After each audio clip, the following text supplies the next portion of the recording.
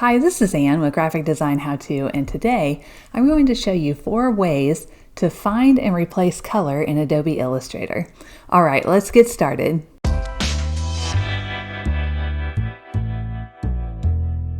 Okay, so the first way I want to show you is with the Recolor Artwork tool. I'll open my document.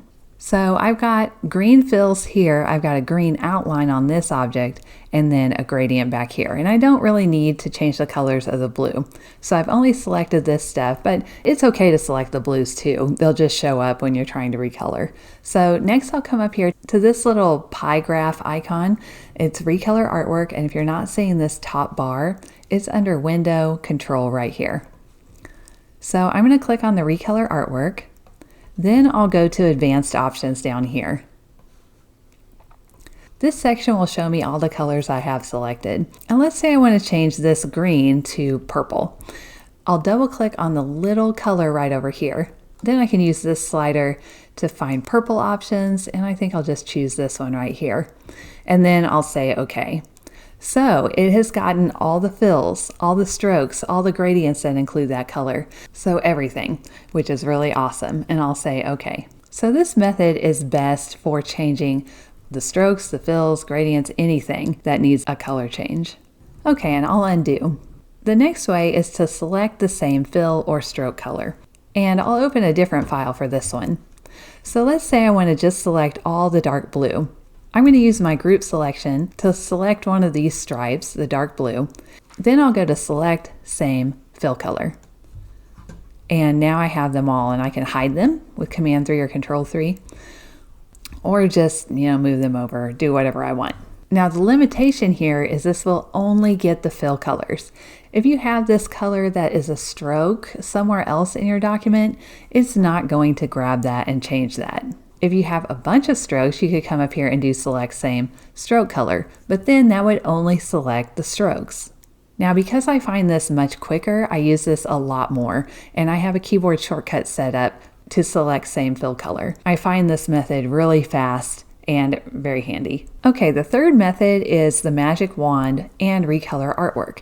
So I'm going to open a different file for this, and I got this file from vecteezy.com for free.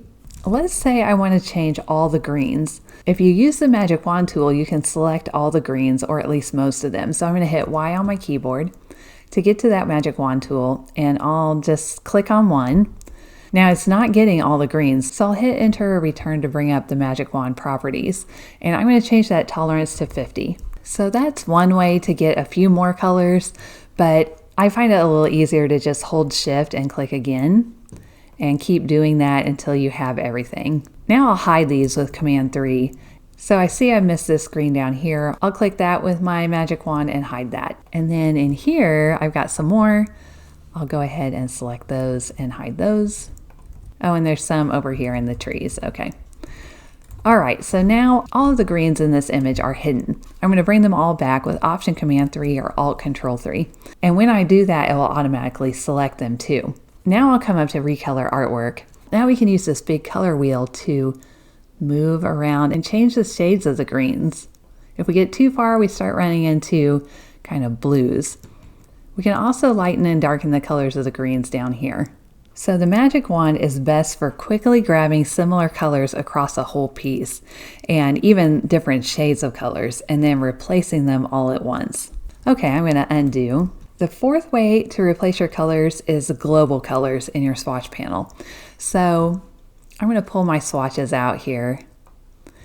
I'm going to come over to the flyout and choose Select All Unused and then delete those. And then I'm going to make these into global colors. To do that, I'll select all of them, and then I'm going to click New Color Group right down here, and then make sure Convert Process to Global is checked. We'll say OK. So now I have global colors in my artwork. Now I can double click on this color and maybe make it pink, and we'll say OK, and now they will all change, and every color that uses this swatch will update in your artwork. Doing it this way will also do the same as the first way, which is all of the objects that use that swatch will be changed, so strokes, fills, gradients, or whatever else. And that's it. Alright, I hope this video was helpful for you. If you liked it and you want to see more videos like this, just hit the subscribe button and the little bell next to it. You'll be notified every time a new video comes out. Alright, I'll see you in the next video. Thank you!